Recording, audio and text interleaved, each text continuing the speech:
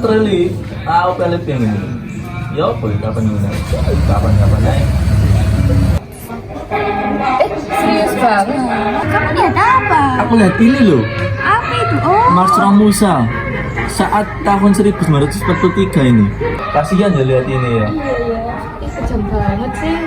Loh, sampai nelayan ini nggak digaji ini. Kasihan ini.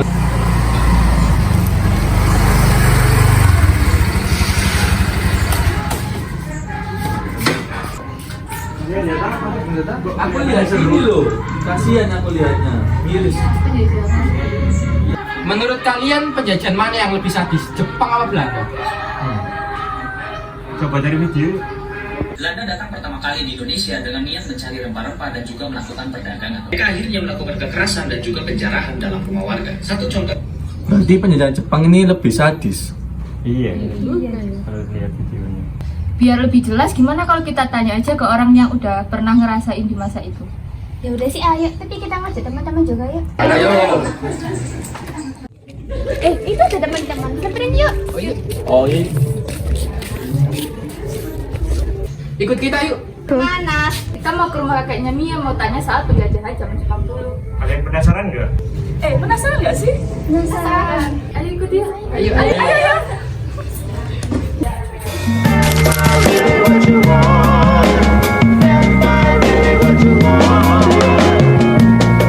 Cause it's love that makes a woman, and the woman makes a man. And I love you. Won't you reach out and take my hand and tell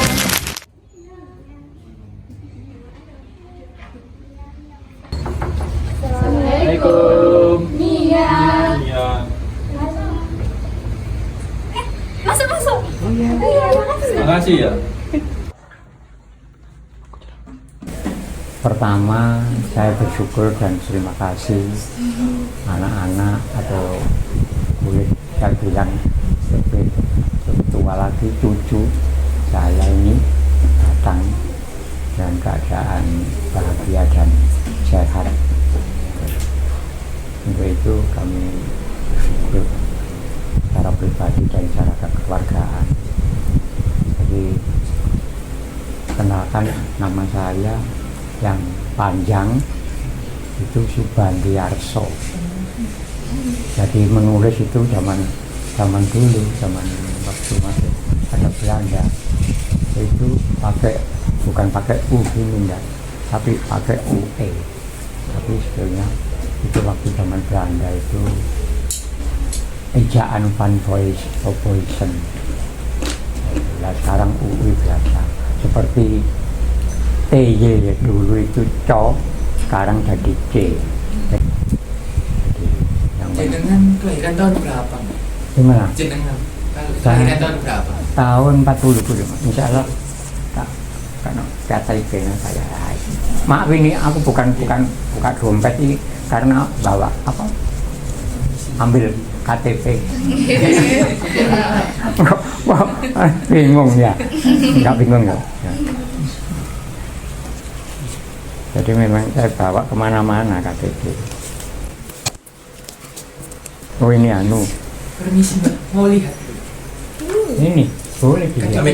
Nah, apa sih Romo itu?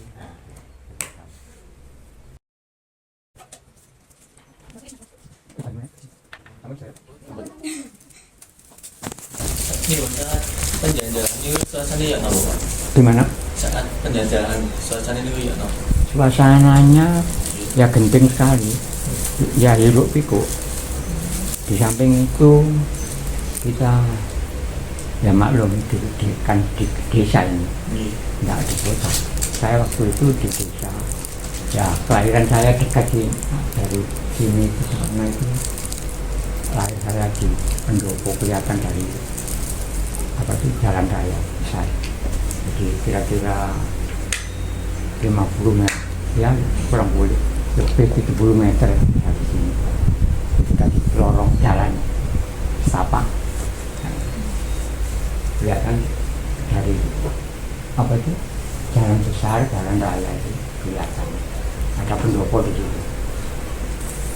Pak mau tanya, Iya. saat penjajahan itu nasib rakyat Indonesia itu ya apa Pak? Akhirnya waktu tahun kurang lebih antara 40, saya lahir tahun itu tadi ya 40 ya. Agustus ya enggak salah. Desember. Desember. Itu tahun penjajahan itu ya kira-kira tahun 40-an sampai 40. Jepang berarti. Ya, 40 sampai 40. Nah, tahun 40 itu sudah ada ya antara perang tadi dengan Belanda dengan Jepang, dan yang dipakai ya di Indonesia. Nah, waktu tahun kira-kira 44 itu ada penyerangan. Nah, itu antara apa? Penyerangan Jepang Pak. Iya, jadi antara Jepang dengan Belanda itu clash. Oh. Ya itu terjadi di dekat ya paling enggak ya di Surabaya lah. Terus sampai ke Krian itu. Terus tahun 40 itu tentara kita mengharapkan atau disuruh ya, tapi kan dia mengharapkan, bukan semata-mata menyuruh, kita diharapkan dan menyuruh pengungsi 44. Jadi sebelum itu ya ada perlindungan di bawah tanah itu, banyak yang pakai ngeruk tanah itu seperti kita kalau ya di kampung punya sawah, seperti menanam menyimpan pisang di perlindungan.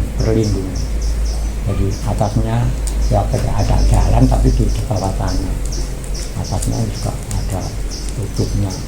Jadi seperti Pak Son ini pernah berlindung di bawah tanah, walaupun masih kecil tapi ingat.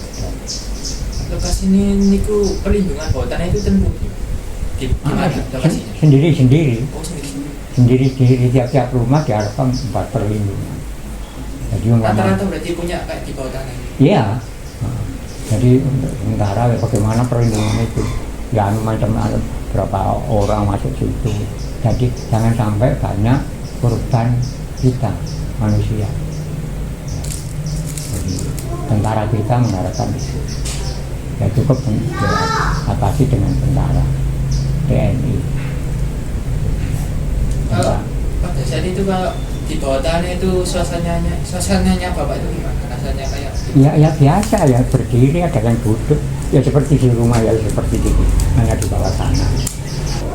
Nah itu perlindungan itu. Setelah itu kita fungsi berangkat, jadi bertahap seperti keluarga saya, bertahap. Sini dekat antara satu desa itu Mirang, ada semalam di situ, habis itu ke Singkalan. Dekat Singkalan itu jalan besar, antara terakhir kecamatan Balong Bentuk itu Singkalan, desa Singkalan. Itu dekat rumahnya Pak Lurah juga. Itu juga ditampung di situ. Habis semalam saya pindah ke Mojokerto. Masih ngungsi. Jadi ngungsi di Mojokerto itu di daerah sekarang itu dekat rumah sakit Mas. Saya itu daerah itu utaranya. Ngungsi di rumah itu. Jadi 2 hari 2 malam pindah lagi. Habis ke Mojokerto itu ke Mojoagung dulu, habis Mojoagung ke Terongan, terus ke selatan lewat mana itu ke Kediri, Pare. Jadi Pare, desa Pare 1 tahun di sana. Terus saya sampai ke Pare 1 tahun, terus 45-nya saya kembali ke sini. Satu keluarga kembali ke sini ke rumah itu tadi yang dekat jalan besar pendukung. Mohon maaf, di sini di sekitar sini tuh ada peninggalan Jepang atau Belanda gitu? Peninggalan? Jepang atau Belanda? Ya. Saya rasa Rumah-rumah. enggak ada. Nah, peninggalan hanya terkenang yang kena bom itu tadi. Jadi bekas bomnya di sekarang sekolah SD, tapi di pas persis bom yang jatuh itu tadi, itu sekarang dibuat masjid. Ya bekas itu hanya apa ya keserempet gitu kan, ambon-ambon awal, tapi tidak meninggal orangnya. Nah, di aslinya.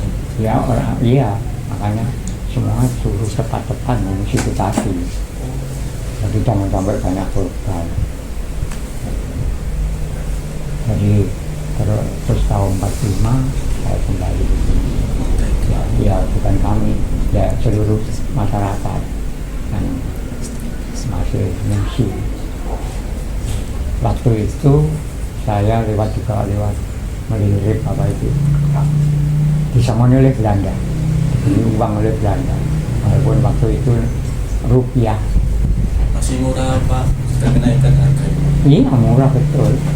Ya makanan ya ala Belanda seperti sarden ya apa. Saya sendiri terus mulai 48 sekolah 6 tahun di Sturi namanya, desa itu Sturi dekat puskesmas sekarang.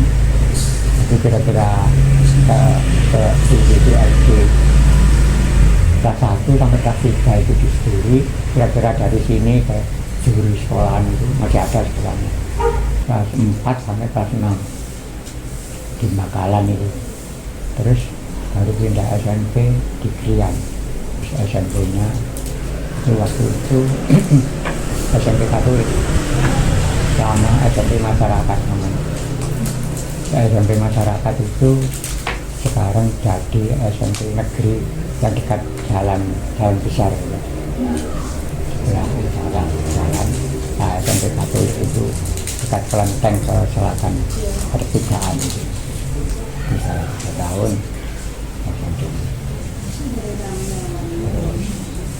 ke Malang 3 tahun juga. Terus terakhir di Surabaya mulai tahun 61 sampai 97. Yang 7 baru kembali ke desa ini untuk menempati rumah.